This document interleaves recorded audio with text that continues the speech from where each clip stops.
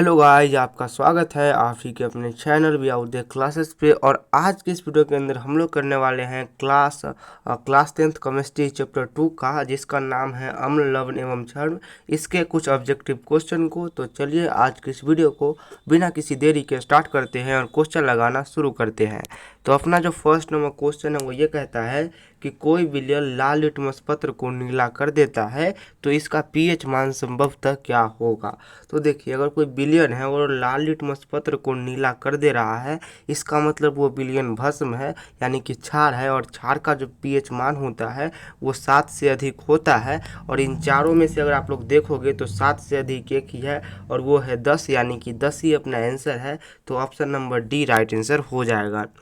उसके बाद जो अपना नेक्स्ट क्वेश्चन है वो ये कहता है कि उदासीन विलयन का पीएच मान कितना होता है। तो उदासीन विलयन का पीएच मान होता है 7, और जो अम्लीय विलयन होता है उसका पीएच मान 7 से कम होता है, और जो क्षारीय विलयन होता है उसका पीएच मान 7 से अधिक होता है, और जो उदासीन होता है उसका तो 7 होता ही होता है। तो ये तीनों आपको पता होना चाहिए। फिलहाल यहाँ पे option number B right answer हो जाएगा।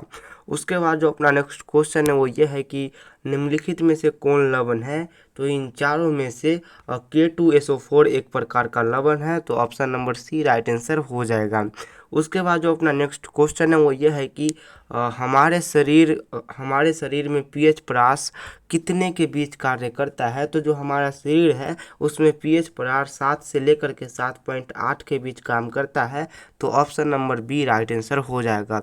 उसके बाद जो अपना नेक्स्ट क्वेश्चन है वो ये है कि निम्नलिखित में से कौन विजातीय यौगिक है। तो इन चारों में से प्लास्टर ऑफ पेरिस एक प्रकार का विजातीय यौगिक है। तो option number D right answer हो जाएगा। उसके बाद जो अपना नेक्स्ट क्वेश्चन है वो ये है कि निम्नलिखित में से कौन पीएच मान क्षारक का विलयन का देता है। तो इन चारों में से 13 एक ऐसा पीएच मान है जो क्षारक विलयन का पीएच मान देता है। तो option number D right answer हो जाएगा।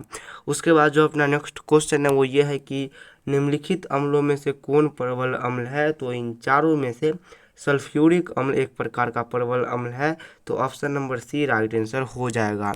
उसके बाद जो अपना नेक्स्ट क्वेश्चन है वो ये है कि अम्लीय विलयन का पीएच मान क्या होगा। तो अम्लीय विलयन का पीएच मान 7 से कम होता है, और यहाँ पे 7 से कम एक ही है और वो है 4। तो option number D right answer हो जाएगा। उसके बाद जो अपना नेक्स्ट क्वेश्चन है वो ये है कि निम्नलिखित में से कौन संक्षारक अम्ल है। तो इन चारों में से सल्फ्यूरिक अम्ल एक प्रकार का संक्षारक अम्ल होता है। तो option number B right answer हो जाएगा। उसके बाद जो अपना नेक्स्ट क्वेश्चन है वो ये है कि जल में घुलनशील भस्म कहलाता है। तो वैसा भस्म जो जल में घुलनशील होता है उसे हम लोग क्षार कहते हैं। तो option number B right answer हो जाएगा। उसके बाद जो अपना नेक्स्ट क्वेश्चन है वो ये है कि मिल्क ऑफ मैग्नीशिया का पीएच मान कितना होता है। तो मिल्क ऑफ मैग्नीशिया का पीएच मान 10.5 होता है। तो option number D right answer हो जाएगा। और 10.5 एक प्रकार का क्षारक मान है, ये भी आप लोग को पता होना चाहिए। उसके बाद जो अपना नेक्स्ट क्वेश्चन है वो यह है कि बैटरी का अम्ल होता है।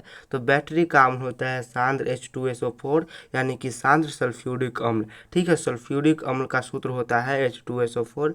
तो option number C right answer हो जाएगा। उसके बाद जो अपना नेक्स्ट क्वेश्चन है वो ये है कि निम्नलिखित में से कौन प्रबल लवण है। तो इन चारों में से NaCl एक प्रकार का प्रबल लवण होता है। तो option number A right answer हो जाएगा। उसके बाद जो अपना नेक्स्ट क्वेश्चन है वो यह है कि दांतों को साफ करने के लिए दंत मंजन यानी कि टूथब्रश का उपयोग किया जाता है, वो क्या होता है। तो दांत को साफ करने के लिए हम लोग जो दंत मंजन का उपयोग करते हैं वो क्षारीय होता है, यानी कि उसका पीएच मान 7 से अधिक होता है। तो option number A right answer हो जाएगा। उसके बाद जो अपना नेक्स्ट क्वेश्चन है वो ये है कि शुद्ध जल का पीएच मान क्या होता है। तो शुद्ध जल का पीएच मान होता है 7, और लवण का भी पीएच मान 7 ही होता है। तो option number B right answer हो जाएगा। उसके बाद जो अपना नेक्स्ट क्वेश्चन है वो ये है कि जब जब CO2 यानी कि कार्बन डाइऑक्साइड गैस को जल में घोला जाता है तो जल का पीएच मान क्या होगा।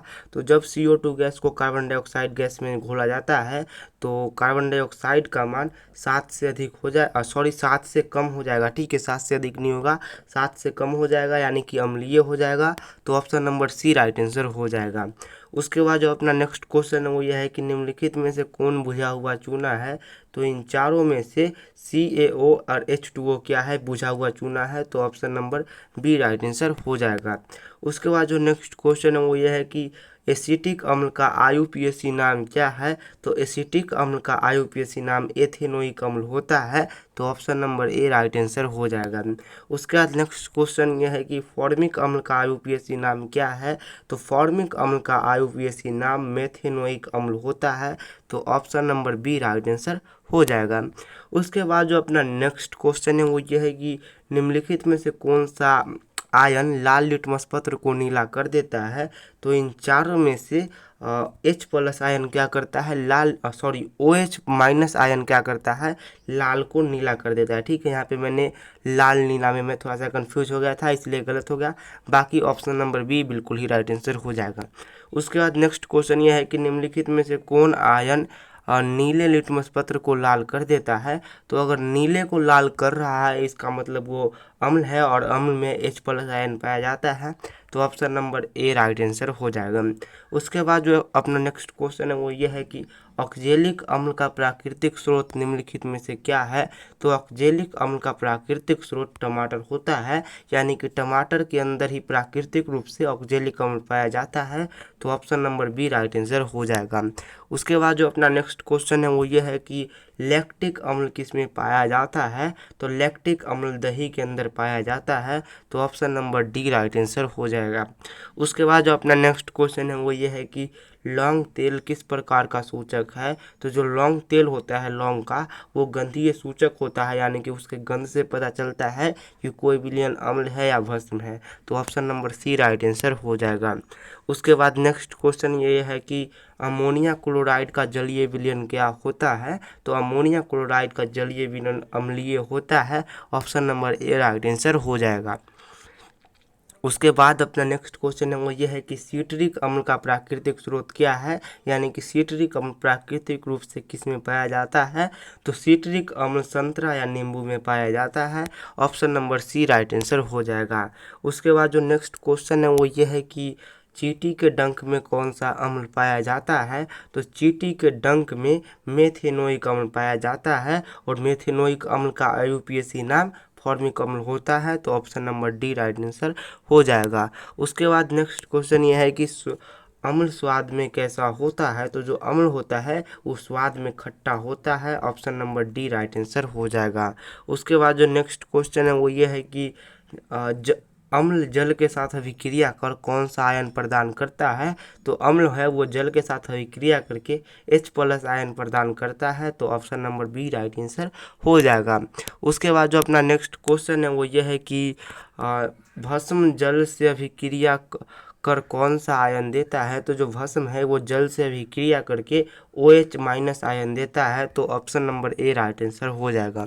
तो होप कि आप लोग को ये वीडियो पसंद आया होगा। अगर पसंद आएगा हो तो आप लोग लाइक सब्सक्राइब कर दीजिएगा। बाकी अगर आप लोग को ये वाला PDF चाहिए आंसर के साथ, तो आप लोग क्या कर सकते हो, व्हाट्सएप ग्रुप को ज्वाइन कर सकते हो, जहाँ पे आप लोग को फ्री में इसका PDF मिल जाएगा। और व्हाट्सएप ग्रुप का लिंक हमने डिस्क्रिप्शन में दे रखा है, तो डिस्क्रिप्शन से जाकर के व्हाट्सएप ग्रुप को ज्वाइन कीजिए और फ्री में PDF ले लीजिए।